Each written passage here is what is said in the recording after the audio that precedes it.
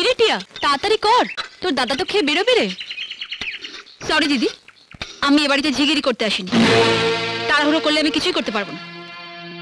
তুই এভাবে কথা বলছিস কেন টিয়া?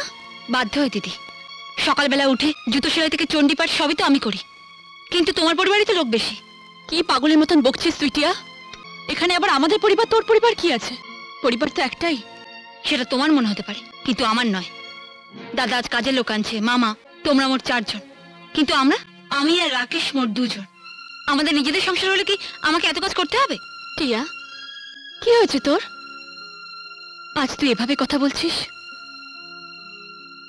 তুই বল আমাকে, কি চাস তুই? আমার আর এক সংসারে খেতে ভালো লাগছে না দিদি।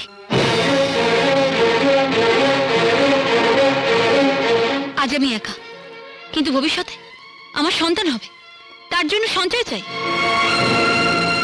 রাকেশ যা রোজগার করে তার পুরোটাই দাদার হাতে তুলে দেয়। একবার ভাবো, আমাদের তো একটা ভবিষ্যৎ আছে।